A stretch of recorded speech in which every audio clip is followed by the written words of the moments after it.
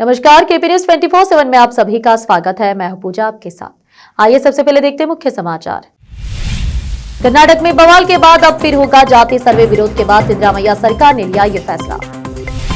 वाल्मीकि घोटाला मामले में ईडी ने बेल्लारी के कांग्रेस सांसद और कर्नाटक के 3 विधायकों पर किए छापेमारी।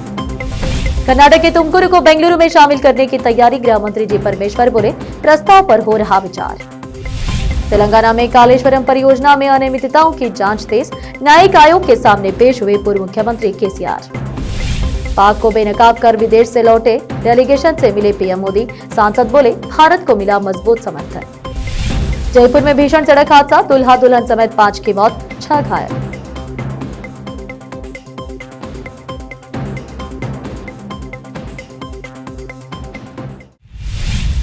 अब समाचार विस्तार से। कर्नाटक की कांग्रेस सरकार राज्य में एक बार फिर जाति सर्वे करवाएगी।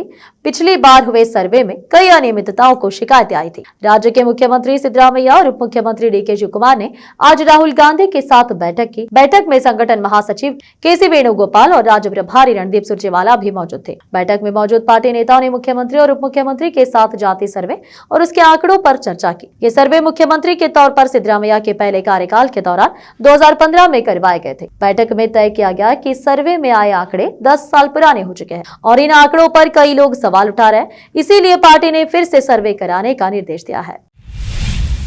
प्रवर्तन निदेशालय ईडी ने बुधवार को कथित वाल्मीकि घोटाले में धन शोधन जांच के तहत कर्नाटक में बेल्लारी से कांग्रेस के सांसद ई तुकाराम और 3 विधायकों के खिलाफ छापेमारी की। आधिकारिक सूत्रों ने यह जानकारी दी कि सूत्रों ने बताया कि तुकाराम और 3 विधायकों से जुड़े परिसरों की तलाशी धन शोधन निवारण अधिनियम पीएमएलए के प्रावधानों के तहत ली जा रही है।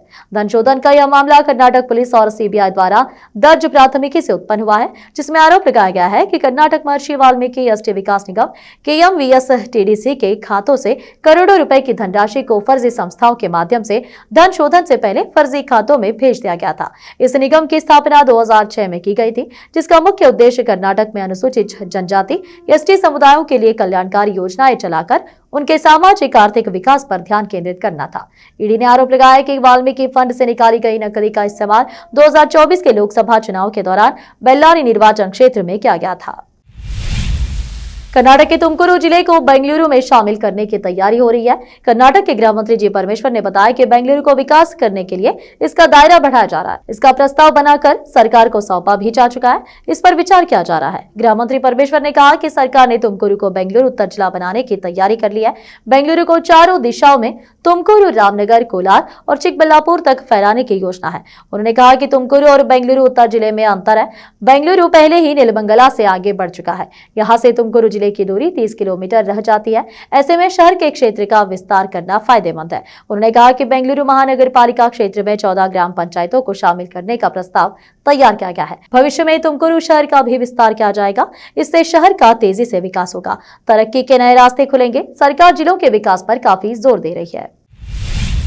कर्नाटक के ग्रामीण विकास एवं पंचायत राज मंत्री प्रियांक खरगे ने मंगलवार को भाजपा के दोहरे मापदंड को उजागर करते हुए बेंगलुरु के एम चिन्नस्वामी स्टेडियम में हुई भगदड़ के लिए कांग्रेस से जवाबदेही की मांग की, जबकि भगवा पार्टी की सरकार वाले राज्यों में इसी तरह की त्रासदियों पर चुप्पी साधे रखी। बेंगलुरु में हुई इस त्रासदी के लिए मुख्यमंत्री सिद्धरामैया के इस्तीफे की भाजपा की मांगों पर प्रतिक्रिया देते हुए, जिसमें 11 लोग मारे गए थे। प्रियांक ने कहा कि महाराष्ट्र में सोमवार को रेलवे स्टेशन के बाहर भीड़ प्रबंधन की कमी के कारण 5 लोगों की मौत हो गई।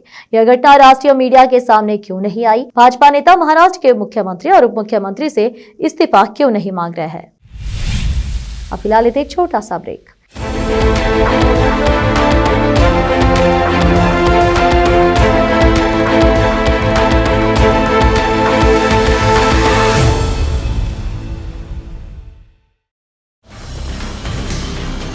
हिंदुस्तान के हर कोने में हम हैं मौजूद।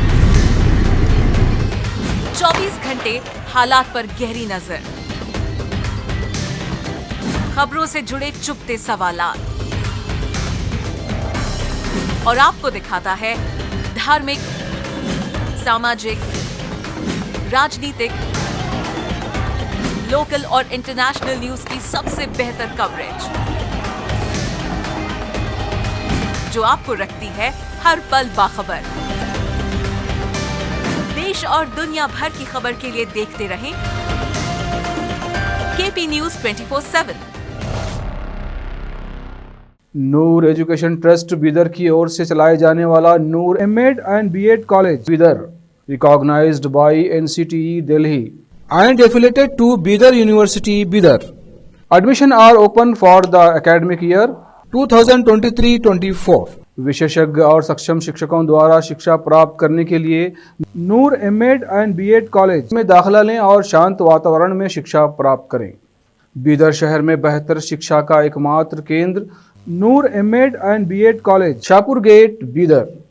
Phone numbers 9945283920, 8482221297।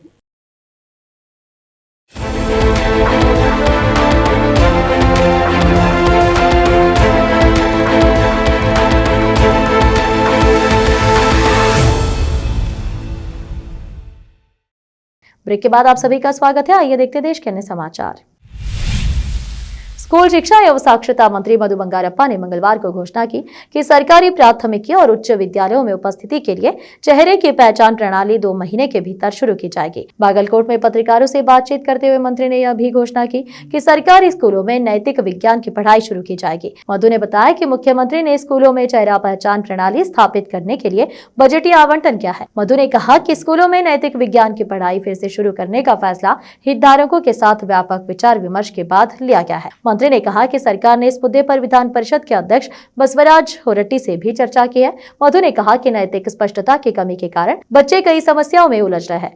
बच्चों में मानवीय मूल्यों को स्थापित करना समय की मांग है। उन्होंने कहा कि सरकार द्वारा आंतरिक आरक्षण को अंतिम रूप दिए जाने के बाद विभाग 16,500 शिक्षकों की भर्ती की प्रक्रिया शुरू करेगा।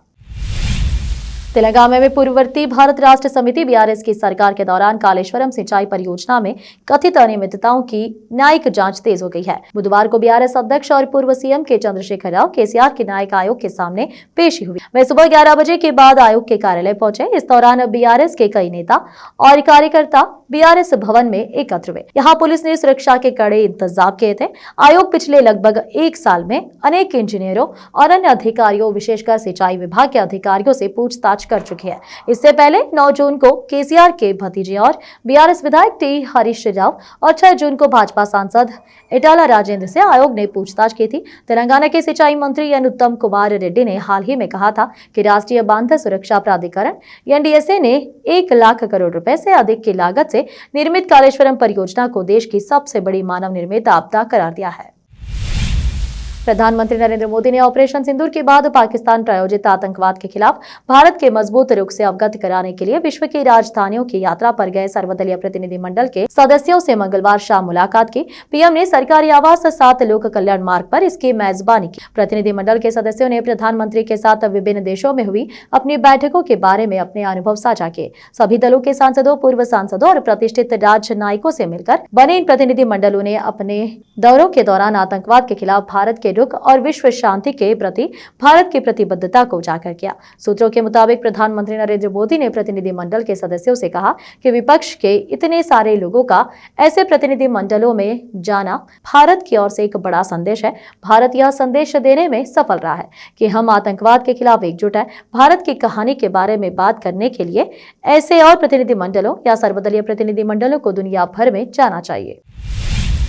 विदेश से लौटे सर्वदलीय प्रतिनिधिमंडल से पीएम नरेंद्र मोदी की मुलाकात के बाद कांग्रेस ने सवाल उठाया है। कांग्रेस ने पूछा कि क्या अब सरकार देश की सुरक्षा और विदेश नीति को लेकर संसद के मानसून सत्र में चर्चा कराएगी? क्या प्रधानमंत्री कम से कम सभी राजनीतिक दलों के नेताओं की बैठकों की अध्यक्षता करेंगे और चीन पाकिस्तान के संबंध में भारत की आगे की रणनीति पर उन्हें विश्वास मिलेंगे? कांग्रेस महासचिव जयराम रमेश ने कहा कि अब प्रधानमंत्री ने स्वयं 32 देशों में भेजे गए 7 संसदीय प्रतिनिधिमंडलों के सदस्यों से मुलाकात की है, तो क्या वह कम से कम अब सभी राजनीतिक दलों के नेताओं की बैठकों की अध्यक्षता करेंगे? क्या वे चीन और पाकिस्तान दोनों के संबंध में भारत के भविष्य की रणनीति और सिंगापुर में सीरियस के खुलासे को लेकर विपक्षी दलों को उन्हें विश्वास मिलेंगे? उन्होंने पूछा कि क्या प्रधानमंत्री संसद के आगामी मानसून सत्र में पहलगाम घटना के बाद देश की सुरक्षा और विदेश नीति की चुनौतियों पर चर्चा कराने के लिए तैयार होंगे? सरकार विपक्षी गठबंधन इंडिया की संसद के विशेष सत्र मांगों को खारिज कर चुकी है। क्या प्रधानमंत्री पहलगाम के आतंकियों को न्याय के दायरे में लाने के लिए कोशिश करेंगे? अब फिलहाल एक और छोटा सा ब्रेक। हिंदुस्तान के हर कोने में हम हैं मौजूद। 24 घंटे हालात पर गहरी नजर, खबरों से जुड़े चुपते सवालात और आपको दिखाता है धार्मिक, सामाजिक, राजनीतिक, लोकल और इंटरनेशनल न्यूज की सबसे बेहतर कवरेज जो आपको रखती है हर पल बाखबर। देश और दुनिया भर की खबर के लिए देखते रहें केपी न्यूज 24/7। ब्रेक के बाद आप सभी का स्वागत है। आइए देखते हैं देश के अन्य समाचार। राजस्थान के जयपुर में भीषण सड़क हादसा हुआ है। इस हादसे में 5 लोगों की मौत हो गई, जबकि 6 गंभीर रूप से घायल हो गए हैं। इस हादसे में दुल्हा और दुल्हन की भी मौत हो गई है। पुलिस से मिली जानकारी के अनुसार यह हादसा जयपुर ग्रामीण क्षेत्र के जमावा रामगढ़ के निकट राष्ट्रीय राजमार्ग संख्या 148 दौसा मनोहरपुर हाईवे पर हुआ है। इस घटना में एक कार और कंटेनर के बीच भीषण भिड़ंत हुई है। जानकारी के अनुसार दुल्हा दुल्हन अपने परिजनों और रिश्तेदारों के साथ मध्य प्रदेश से शादी समारोह के बाद वापस लौट रहे थे। तभी उनकी कार के सामने से आ रहे कंटेनर से जोरदार टक्कर हो गई। टक्कर इतनी भयानक थी कि कार के परकच्चे उड़ गए और उसमें सवार लोगों में चीख पुकार मच गई। हादसे के बाद मौके पर अफरा तफरी मच गई और हाईवे पर लंबा जाम लग गया। सूचना मिलते ही रायसर थाना पुलिस तुरंत मौके पर पहुंची और राहत व बचाव कार्य शुरू किया गया। कार में कुल 14 से 15 लोग सवार थे। हादसे में दुल्हा दुल्हन समेत 4 लोगों की मौके पर ही मौत हो गई, जबकि गंभीर रूप से घायल एक अन्य व्यक्ति ने निम्स अस्पताल में इलाज के दौरान दम तोड़ दिया। पिछले काफी समय से देश में वक्फ और उसकी जमीनों को लेकर काफी चर्चा है। यह मामला अदालत में भी है। इसी बीच असम के मुख्यमंत्री हेमंत बिस्व शर्मा ने लगभग एक ऐसा ऐलान कर दिया है जिससे असम में नई मस्जिदों के निर्माण की संख्या प्रभावित हो सकती है। उन्होंने कहा कि राज्य में धार्मिक स्थलों और परंपराओं से छेड़छाड़ बर्दाश्त नहीं की जाएगी। अपने बयान में अल्पसंख्यक समुदायों खासकर मुस्लिमों से उन्होंने सीधे अपील की कि वे असम के पारंपरिक सत्र यानी वैष्णव मठों के आसपास मस्जिदों का निर्माण न करें और गोमांस का सार्वजनिक उपभोग ऐसे धार्मिक स्थलों के पास न करें। असल में हेमंत ने साफ चेताया कि यह सब सामाजिक सौहार्द को खतरे में डाल सकता है। उन्होंने कहा कि सत्र असम की सांस्कृतिक और आध्यात्मिक पहचान का प्रतीक है। ये संस्थान श्रीमंत शंकरदेव द्वारा शुरू किए गए एक शरण धर्म से जुड़े हैं और इनका पूरे राज्य में सामाजिक प्रभाव है। लेकिन हाल ही के वर्षों में कुछ क्षेत्रों को जैसे धुबरी और बरपेटा में सत्र भूमि पर अवैध कब्जा और पास में मस्जिद निर्माण जैसे मामले सामने आए हैं जो समुदायों के बीच तनाव को बढ़ा सकते हैं। आखिर में फिर एक बार देखते हैं मुख्य समाचार। कर्नाटक में बवाल के बाद अब फिर होगा जाति सर्वे। विरोध के बाद सिद्धरामैया सरकार ने लिया ये फैसला। वाल्मीकि घोटाला मामले में ईडी ने बेल्लारी के कांग्रेस सांसद और कर्नाटक के 3 विधायकों पर की छापेमारी। कर्नाटक के तुमकुरू को बेंगलुरु में शामिल करने की तैयारी। गृह मंत्री जी परमेश्वर बोले प्रस्ताव पर हो रहा विचार। तेलंगाना में कालेश्वरम परियोजना में अनियमितताओं की जांच तेज। न्यायिक आयोग के सामने पेश हुए पूर्व मुख्यमंत्री केसीआर। पाक को बेनकाब कर विदेश से लौटे डेलीगेशन से मिले पीएम मोदी। सांसद बोले भारत को मिला मजबूत समर्थन। जयपुर में भीषण सड़क हादसा, दुल्हा दुल्हन समेत 5 की मौत, 6 घायल।